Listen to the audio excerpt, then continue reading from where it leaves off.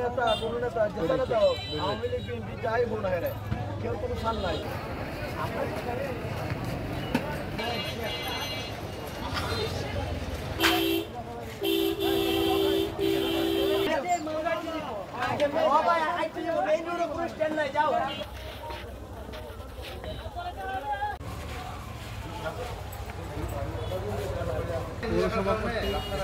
এগুলো আমরা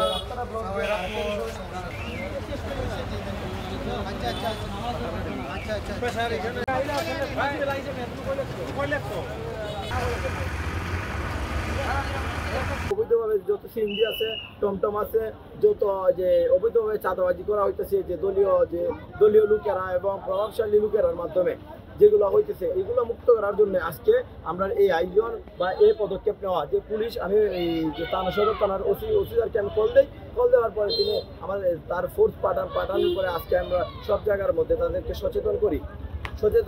আর আমি সবসময় চাই যে যেন হবিগঞ্জের যত সাধারণ জনগণ আছে তারা যেন শান্তিতে থাকে এবং রাস্তাগুলো যেন কোনো যানজটে পরিণত না হয়। অবৈধভাবে কাজ করে তাহলে তো এটা মানা যায় না। এটা দেশের পরিস্থিতির বিলম্ব হয়, মানে এটা বিশৃঙ্খলা সৃষ্টি হয়। দেশের মানুষ, আমাদের শহরের মানুষগুলো তারা বিশৃঙ্খলাভাবে জীবনযাপন করতেছে। আমরা দেখতেছি এখানে গাড়ির স্ট্যান্ডগুলো মানে যে কোনোভাবে করে রাখতেছে তারা, মানে কোনো ধরনের কোনো শৃঙ্খলা মেনটেন করতেছে না। তো এর জন্য আমরা আসলাম যে যাতে আমাদের শহরের মানুষ শান্তিতে থাকতে পারে।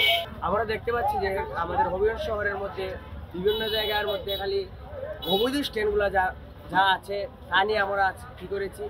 তারপর আমাদের হবিগঞ্জ শহরে যত অন্যায় আছে সব কিছুর বিরুদ্ধে আমরা রুখে দাঁড়াবো। আমাদের অভিযোগ থেকে যাচ্ছিলাম যে খোয়াই নদীর চৌধুরী বাজার খোয়াই নদীর ব্রিজের পাশে কয়েকটা স্ট্যান্ডে অবৈধভাবে এই টাকা নিতেছে এবং সড়কে কোনো শৃঙ্খলা নাই। এইসব অভিযোগের প্রেক্ষিতে আমরা আসি। আইসা খোয়াই নদীর আশেপাশে চৌধুরী বাজারে যে বিভিন্ন স্ট্যান্ড আছে